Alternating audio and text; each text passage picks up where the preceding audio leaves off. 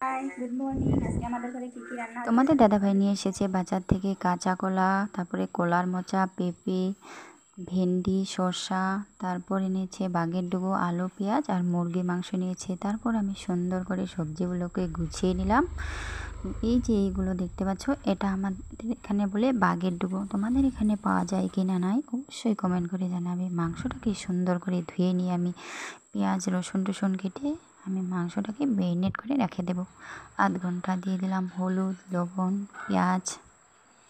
তারপর এখানে দিয়ে দিব আমি মশলা। এখানে বাটা মশলা আছে, এখানে আছে জিরে বাটা, মরিচ বাটা, তারপর আছে রসুন বাটা, পেঁয়াজ বাটা, সব কিছু বেটে আমি সর্ষে তেল দিয়ে আমি সুন্দর করে ম্যারিনেট করে আধ ঘন্টা রেখে দেবো।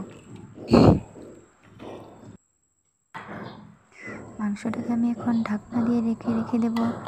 তারপর আমি আজকে বানাবো আমি চৌকোর মধ্যে আমি চৌকোটা ধরিয়ে নিয়েছি, দিয়ে দিচ্ছি সম্বাসে শুকনো লঙ্কা, গোটা গরম মশলা, দিয়ে দিচ্ছি রসুন আর পেঁয়াজ। সুন্দর করে আমি পেঁয়াজ রসুনটাকে ভেজে তারপর আমি দিয়ে দিব মাংসটাকে তেলে। আর বেশিরভাগ আমাদের ঘরে মাছ মাংস হলে আমি চৌকোতেই রান্না করি। আমার চৌকোতে রান্না করতে খুবই ভালো লাগে, তাই আমি বাপের বাড়িতেও চলে গেলেও আমি চৌকোতে রান্না করতে আমার খুবই ভালো লাগে, তাই আমি চৌকোতে রান্না বসিয়ে দিই। দেখো খুব সুন্দর এসেছে কালারটা। Bye bye. সম্পূর্ণ ভিডিও তোমাদের সঙ্গে